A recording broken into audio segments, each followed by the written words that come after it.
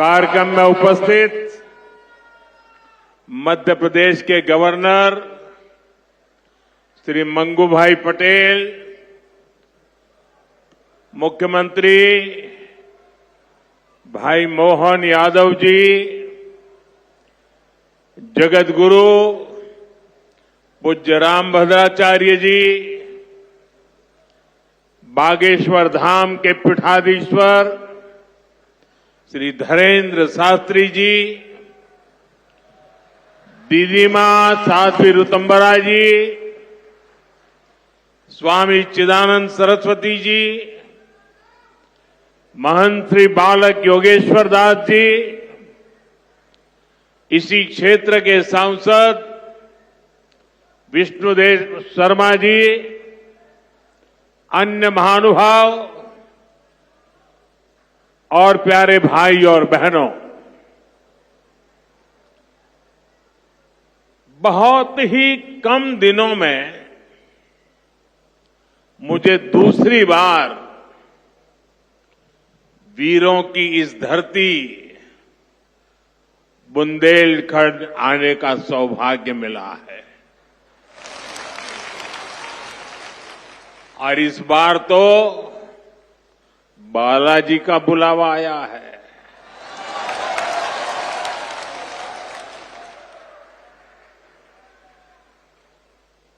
ये हनुमान जी की कृपा है कि आस्था का ये केंद्र अब आरोग्य का केंद्र भी बनने जा रहा है। अभी मैंने यहां Shri Bageshwar Dham medical science and research institute का भूमि पूजन किया है। ये संस्थान 10 एकड़ में बनेगा।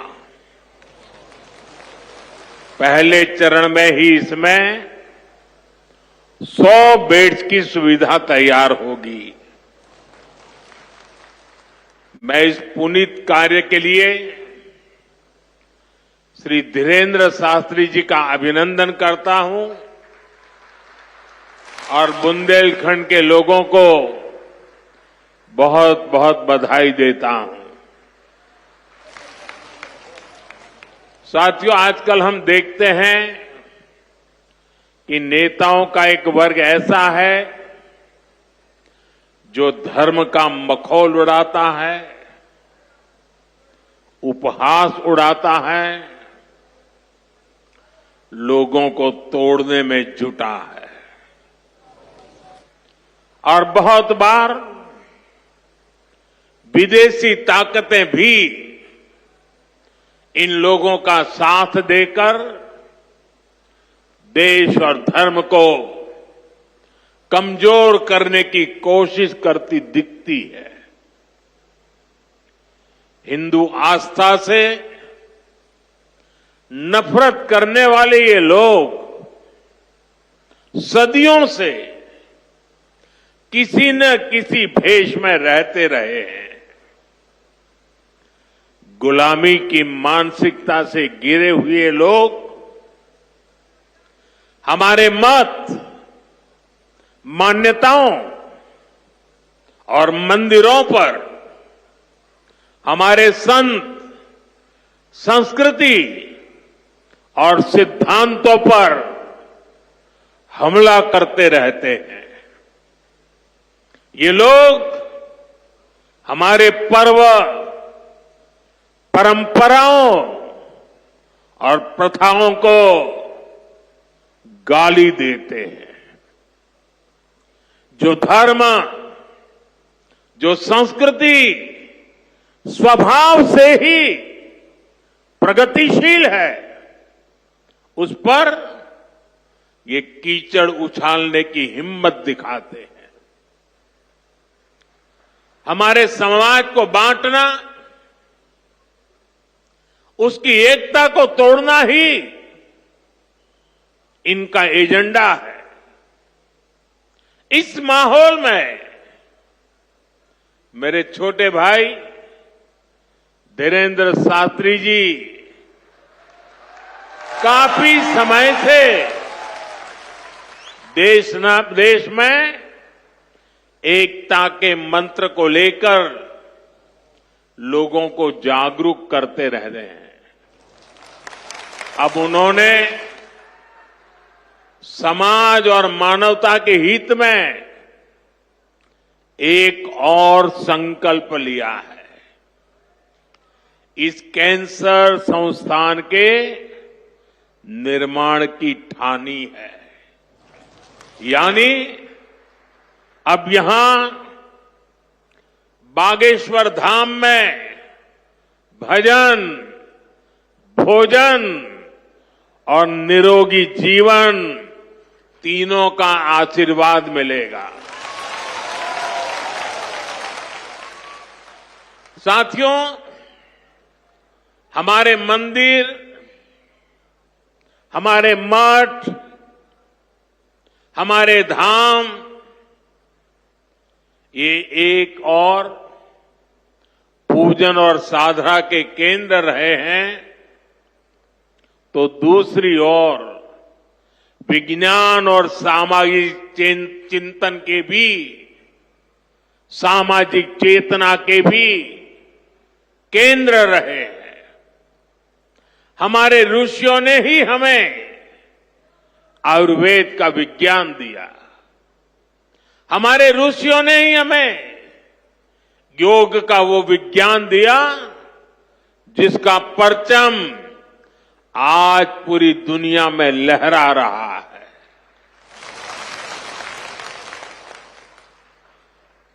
हमारी तो मान्यता ही है, परहित सरिस धर्म नहीं भाई, अर्थात दूसरों की सेवा, दूसरों की पीड़ा का निवारण ही धर्म है। इसलिए नर में नारायण, जीव में शिव, इस भाव से जीव मात्र की सेवा, यही हमारी परंपरा रही है। आजकल हम देख रहे हैं महाकुंभ की हर तरफ चर्चा हो रही है। महाकुंभ अब पूर्णता की ओर है। अब तक करोड़ों लोग वहां पहुंच चुके हैं। करोड़ों लोगों ने आस्था की डुबकी लगाई है, संतों के दर्शन किए हैं। अगर इस महाकुंभ की तरफ नजर करें तो सहज भाव उड़ जाता है, ये एकता का महाकुंभ है। आने वाली सदियों तक 144 वर्ष के बाद हुआ ये महाकुंभ एकता के महाकुंभ के रूप से प्रेरणा देता रहेगा और देश की एकता को मजबूती देने का अमृत परोसता रहेगा। लोग सेवा भाव से लगे हुए, जो भी कुंभ में गया है एकता के दर्शन तो किए ही हैं, लेकिन जिन जिन से मेरा मिलना हुआ है, दो बातें महाकुंभ में गए हुए हर व्यक्ति के मुंह से हिंदुस्तान के कोने कोने में सुनाई देती है। एक, वे जी भर करके स्वच्छता कर्मियों की उनके गुणगान करते हैं। 24 घंटे जिस सेवा भाव से इस एकता के महाकुंभ में स्वच्छता के कार्य को संभाल रहे हैं। मैं आज उन सभी स्वच्छता के साथियों को आदरपूर्वक नमन करता हूं। दूसरी एक विशेषता है जो हमारे देश में बहुत कम सुनने को मिलती है, और इस बार मैं देख रहा हूं एकता के इस महाकुंभ से आए हुए हर यात्री कह रहा है कि इस बार एकता के महाकुंभ में पुलिस कर्मियों ने जो काम किया है, एक साधक की तरह, एक सेवाव्रती की तरह पूरी नम्रता के साथ देश के कोटि कोटि जनों को संभालना, इस एकता के महाकुंभ में जिन पुलिस कर्मियों ने देश के लोगों का दिल जीत लिया है, वे भी बधाई के पात्र है। लेकिन भाइयों बहनों, प्रयागराज के इसी महाकुंभ में इसी सेवा भावना के साथ अनेक विध समाज सेवा के प्रकल्प चल रहे हैं, जिसकी तरफ मीडिया का तो ध्यान जाना बड़ा मुश्किल है, लेकिन ज्यादा चर्चा भी नहीं हुई है। अगर मैं सभी इस सेवा प्रकल्पों की चर्चा करूं तो शायद मेरा अगला कार्यक्रम डिस्टर्ब हो जाएगा, लेकिन मैं एक का उल्लेख करना चाहता हूं। इस एकता के महाकुंभ में नेत्र महाकुंभ चल रहा है। इस नेत्र महाकुंभ में देश के कोने कोने से आए हुए यात्री, गरीब परिवारों से आए हुए लोग, उनकी आंखों की जांच होती है, मुफ्त में होती है। नेत्र चिकित्सक, देश के गणमान्य डॉक्टर 2 महीने से वहां बैठे हुए हैं, और इस नेत्र महाकुंभ में अब तक 2 लाख से ज्यादा मेरे भाई बहनों की आंखों की जांच हो चुकी है। करीब 1.5 लाख लोगों को निःशुल्क दवाई और चश्मे दिए गए हैं, और कुछ लोग ऐसे पाए गए जिनके मोती बिंदु के ऑपरेशन की जरूरत थी।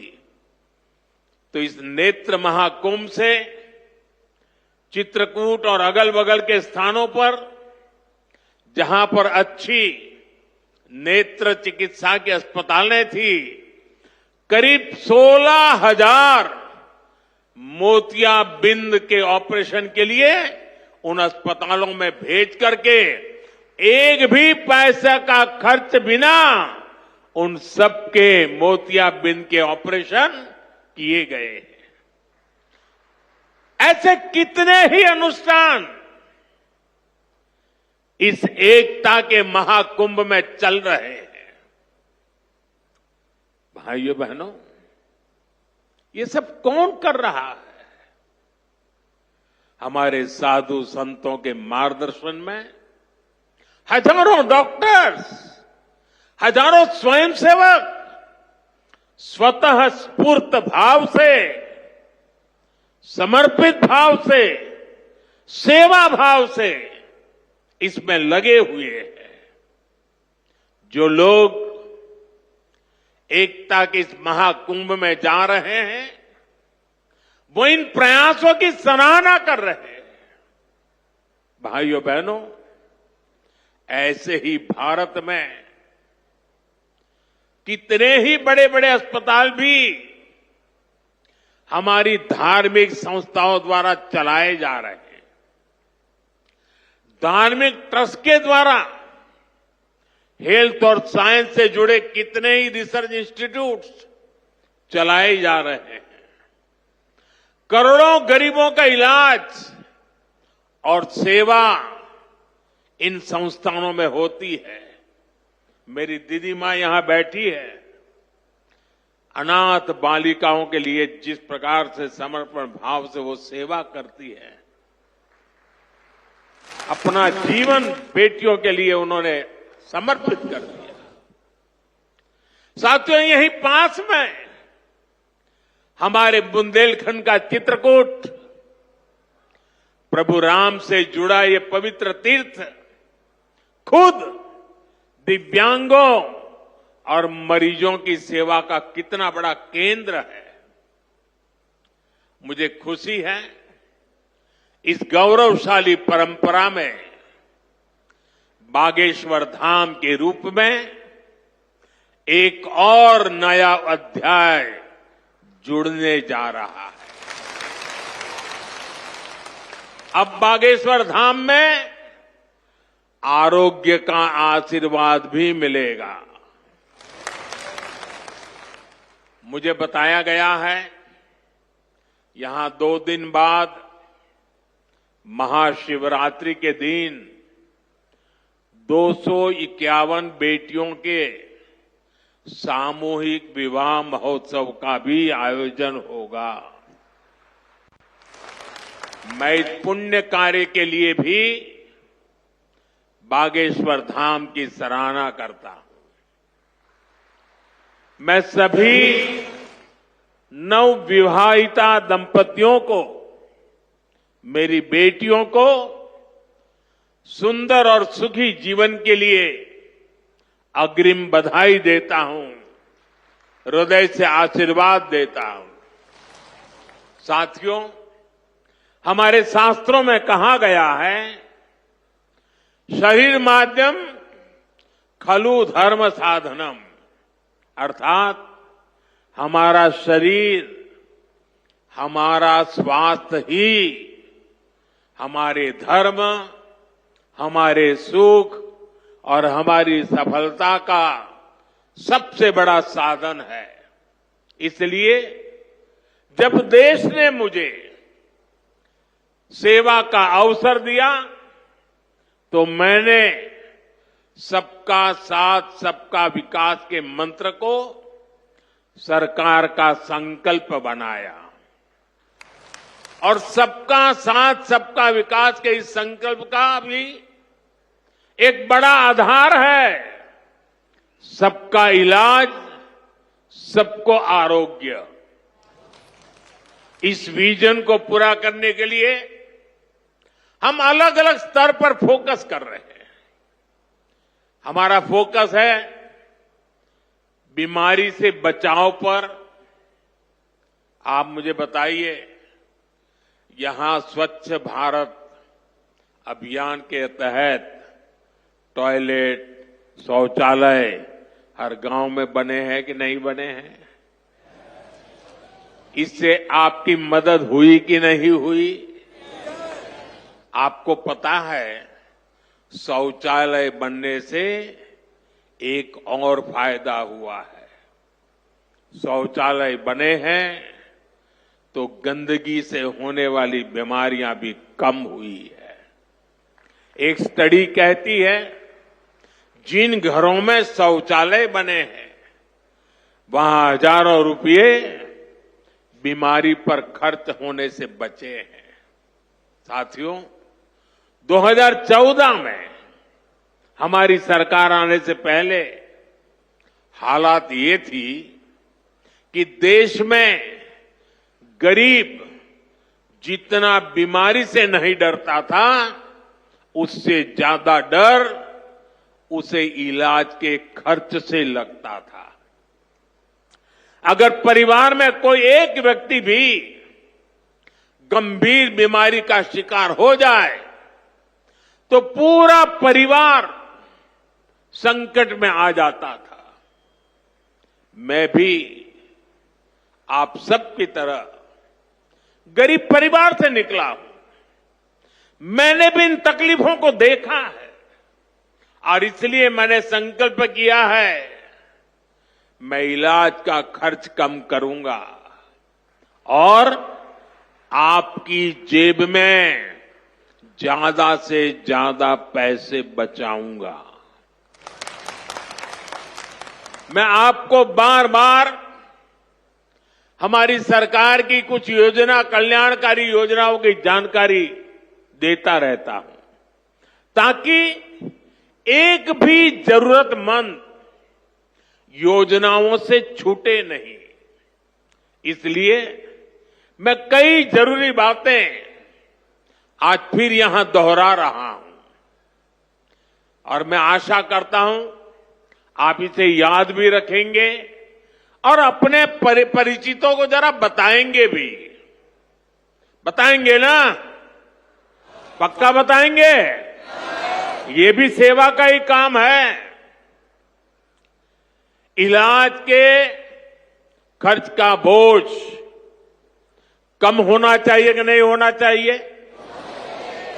इसलिए मैंने हर गरीब के मुफ्त इलाज की व्यवस्था कर दी है।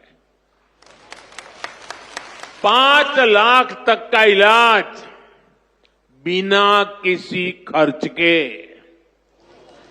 किसी बेटे को अपने मां बाप के इलाज के लिए 5 लाख रुपए तक खर्च नहीं करना पड़ेगा। ये दिल्ली में आपका जो बेटा बैठा है ना, वो काम वो करेगा। लेकिन इसके लिए आपको आयुष्मान कार्ड बनवाना है। मुझे आशा है कि यहां बहुत सारे लोग होंगे जिनका आयुष्मान कार्ड जरूर बना होगा। जिनका नहीं बना है वो भी जल्दी से बनवा ले। और मैं मुख्यमंत्री जी को भी कहूंगा कि इस काम को, इस क्षेत्र में अगर कोई छूट गए हो तो तेजी से इसको आगे बढ़ाया जाए। साथियों, एक और बात आज आपको याद रखनी है। अब गरीब, अमीर, मध्यम वर्ग, कोई भी परिवार हो, परिवार में 70 साल से अधिक उम्र के सभी बुजुर्गों के लिए भी मुफ्त इलाज के लिए आयुष्मान कार्ड बन रहे हैं। ये कार्ड भी ऑनलाइन ही बन जाएंगे। इसके लिए कहीं किसी को कोई पैसा देना नहीं है और अगर कोई पैसे मांगता है तो सीधे मुझे चिट्ठी लिखना, बाकी काम मैं कर लूंगा।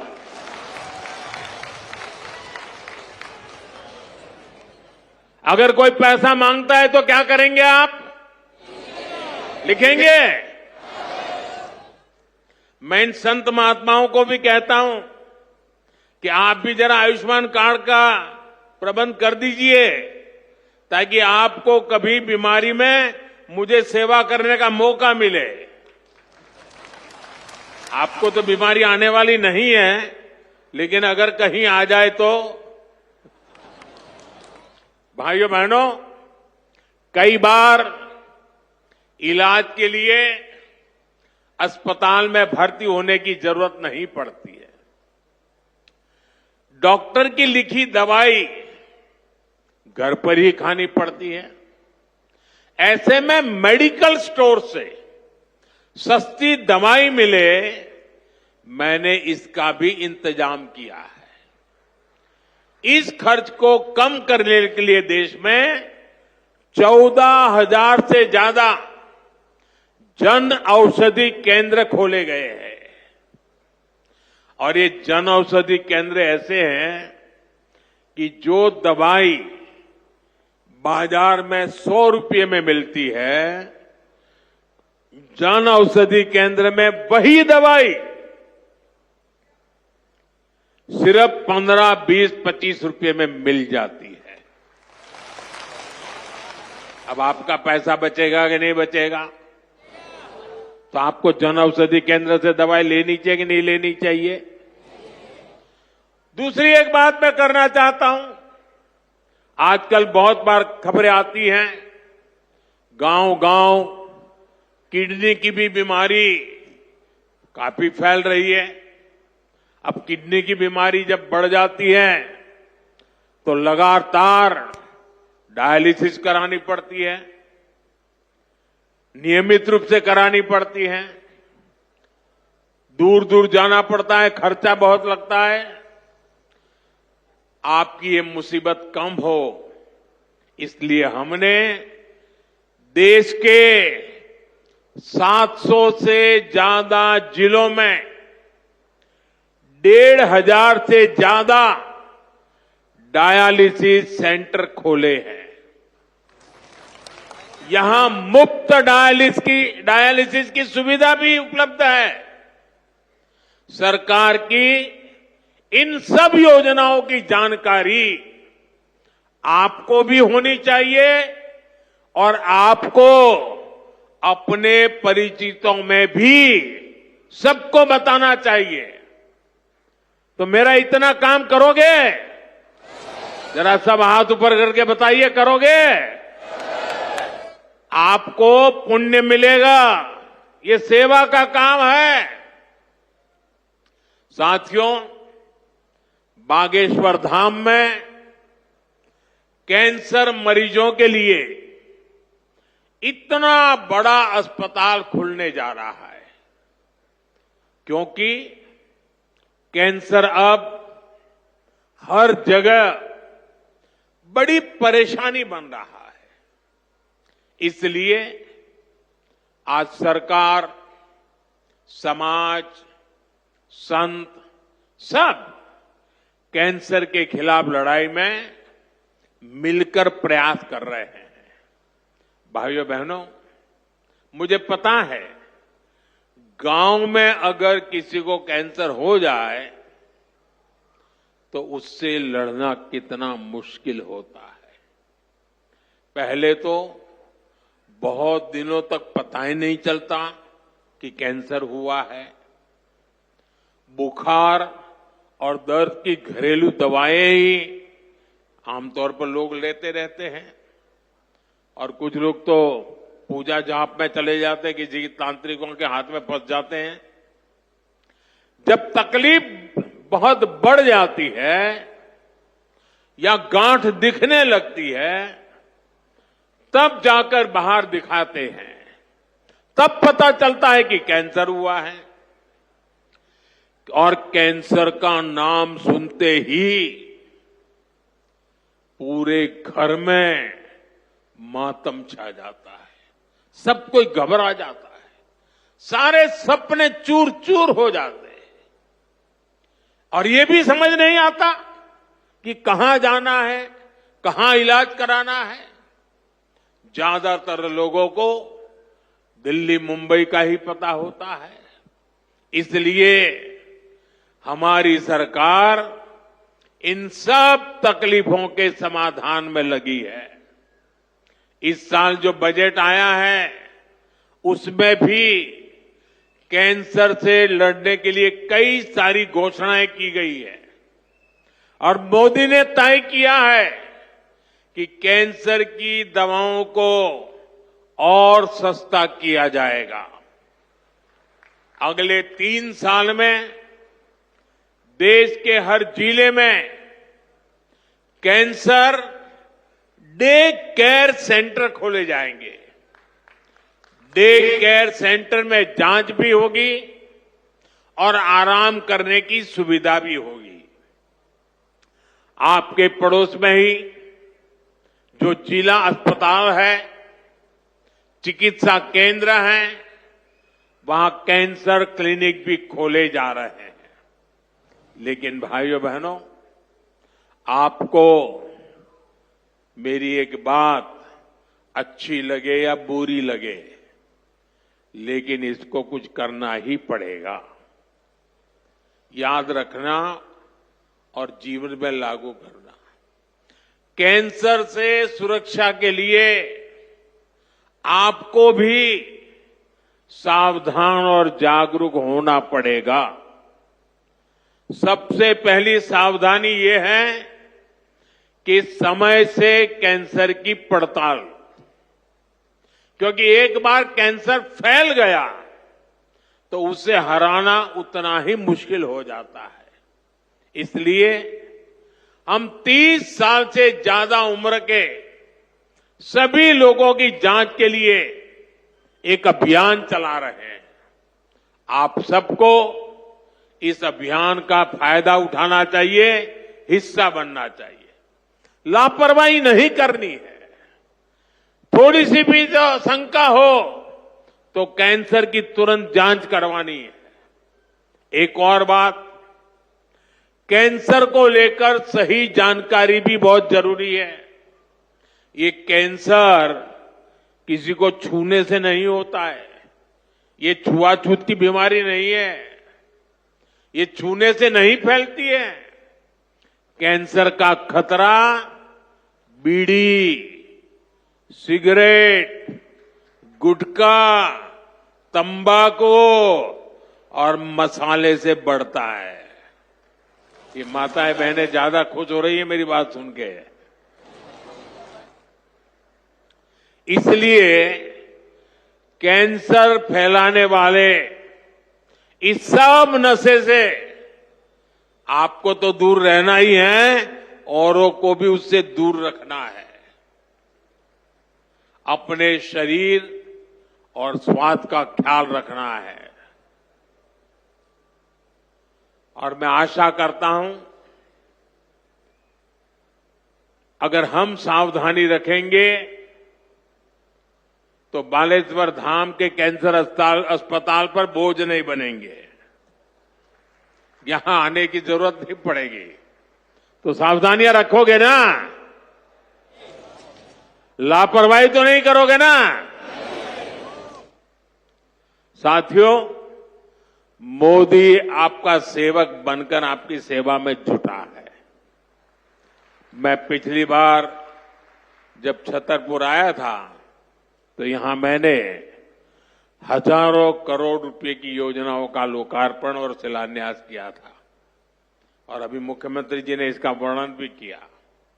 आपको ध्यान होगा, इनमें 45,000 करोड़ रुपए की केन बेतवा लिंक परियोजना भी थी।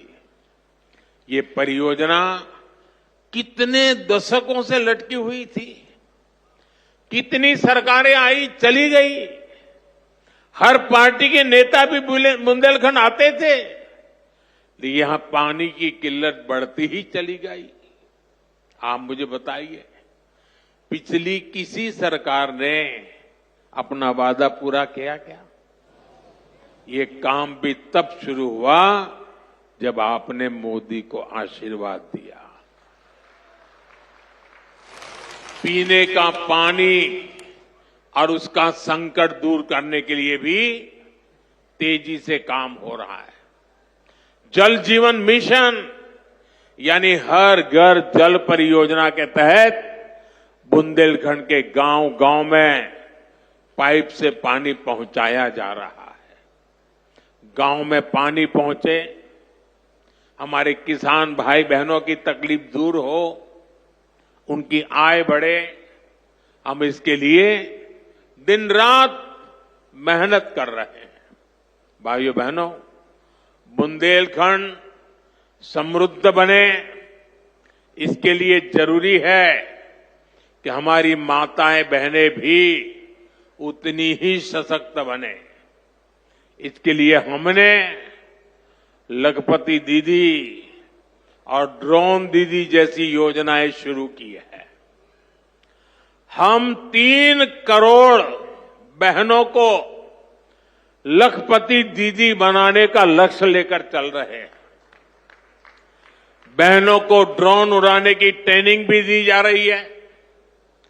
बुंदेलखंड में सिंचाई का पानी पहुंचेगा। बहनें ड्रोन से फसलों पर छिड़काव करेगी, खेती में मदद करेगी, तो हमारा बुंदेलखंड समृद्धि के रास्ते पर तेजी से आगे बढ़ेगा। भाइयों बहनों, गांव में ड्रोन तकनीक से एक और बड़ा जरूरी काम हो रहा है। स्वामित्व योजना के अंतर्गत ड्रोन से जमीन की पैमाइश करा के उसके पुख्ता कागज दिए जा रहे हैं। यहां एमपी में तो इसे लेकर बहुत अच्छा काम हुआ है। अब इन कागजों पर लोग बैंक से आसानी से लोन भी ले रहे हैं।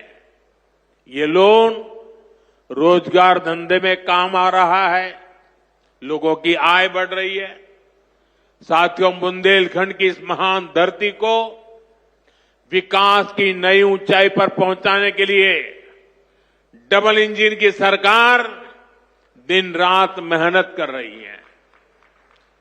मैं बागेश्वर धाम में कामना करता हूं बुंदेलखंड समृद्धि और विकास की राह पर इसी तरह आगे बढ़ता रहे। और आज मैं हनुमान दादा के चरणों में आया तो मुझे लगा कि ये धीरेन्द्र शास्त्री अकेले ही पर्ची निकालेंगे कि मैं निकाल पाऊंगा। तो मैंने देखा कि आज हनुमान दादा की मुझ पे कृपा होती है कि नहीं होती है। तो हनुमान दादा जी ने मुझे आशीर्वाद दिया और मैंने आज पहली पर्ची निकाली, उनकी माताजी की पर्ची निकाली। और जिसकी बात शास्त्री जी ने बता दी आपको। खैर साथियों, ये बहुत बड़ा अवसर है, बहुत बड़ा काम है। संकल्प बड़ा हो, संतों के आशीर्वाद हो, प्रभु की कृपा हो तो समय सीमा में सब पूर्ण होता है। और आपने कहा है कि इसके उद्घाटन के लिए मैं आऊं, दूसरा कहा है कि उनकी बारात में मैं आऊं। मैं आज सार्वजनिक रूप से वादा करता हूं, दोनों काम कर दूंगा।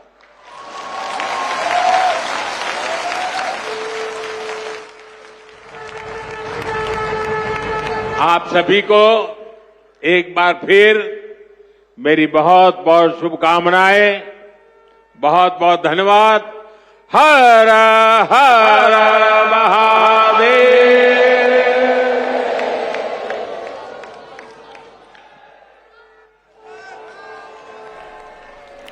प्रधानमंत्री नरेंद्र मोदी को आप सुन रहे थे और बागेश्वर धाम में इस वक्त पीएम नरेंद्र मोदी मौजूद हैं और जनसभा को संबोधित कर रहे थे। तो तमाम साधु संत मंच पर मौजूद हैं बागेश्वर धाम और साथ ही छतरपुर से ये सीधी तस्वीरें आपको दिखा रहे हैं। मध्य प्रदेश के छतरपुर से मुख्यमंत्री योगी आदित्यनाथ, साथ ही मध्य प्रदेश के तमाम कैबिनेट मंत्री इस वक्त मंच पर मौजूद हैं और एक बड़ी